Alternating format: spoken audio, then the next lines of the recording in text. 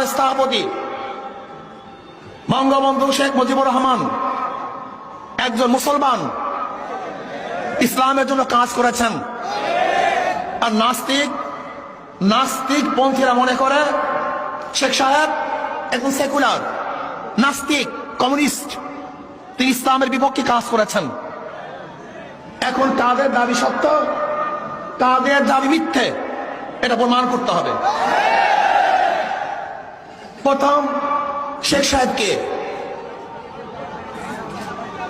তিনি জনাব শেখ মুজিবুর রহমান, তেনার বাবা শেখ লুৎফর রহমান, লুৎফর রহমানের বাবা শেখ আব্দুল হামিদ, শেখ আব্দুল হামিদের বাবা একরামউদ্দিন, শেখ একরামউদ্দিন, শেখ একরামউদ্দিনের বাবা শেখ বুরহানুদ্দিন, শেখ বুরহানুদ্দিনের বাবা শেখ জাহানে মাহমুদ ওরফে তেকরি শেখ, শেখ তেকরি শেখের বাবা জনাব জহির শেখ, জহির শেখের বাবা জনাব দরবেশ আব্দুল আউয়াল,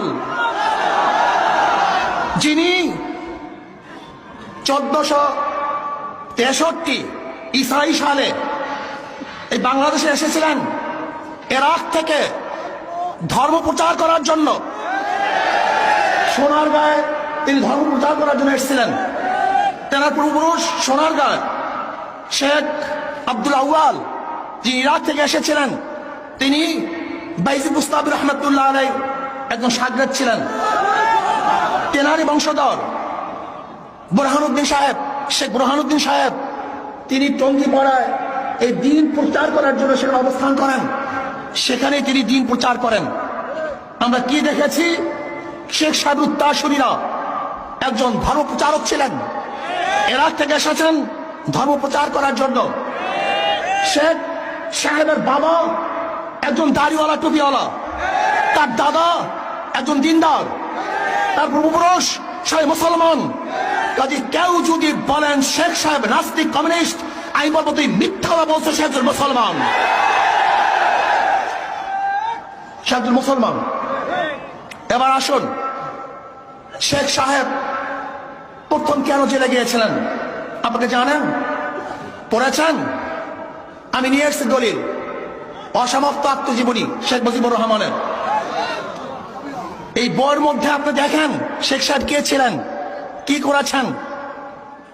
যারা তাকে নাস্তিক বানাবার পায়তাল করে দিচ্ছেন, আমি বলবো তুমি নিজে নাস্তিক, কাজে তোমার চক্ষু দিয়ে অন্যকে নাস্তিক দেখো। তুমি যদি মুসলিম হও তাহলে তোমার চক্ষু দিয়ে আরেকজন মুসলিমই দেখবা। আমি কিছু প্রমাণ দেই।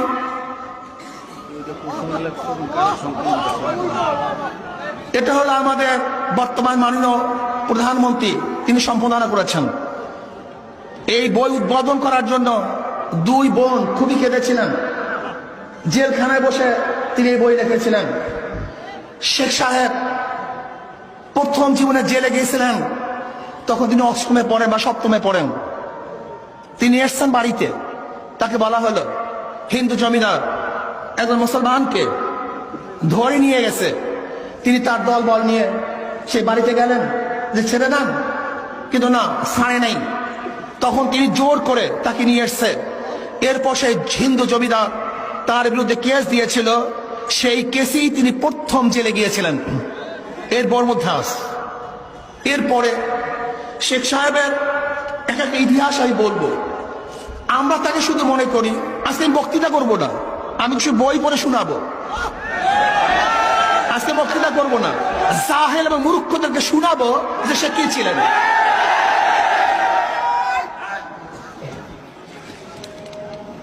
শেখ সাহেব শুধু বাংলাদেশের স্বাধীনতার জন্য চেষ্টা করেন নেই, তিনি পাকিস্তানের স্বাধীনতা আনার জন্য চেষ্টা করেছেন। এই পাকিস্তানকে আনার জন্য সর্বোচ্চ চেষ্টা করেছেন।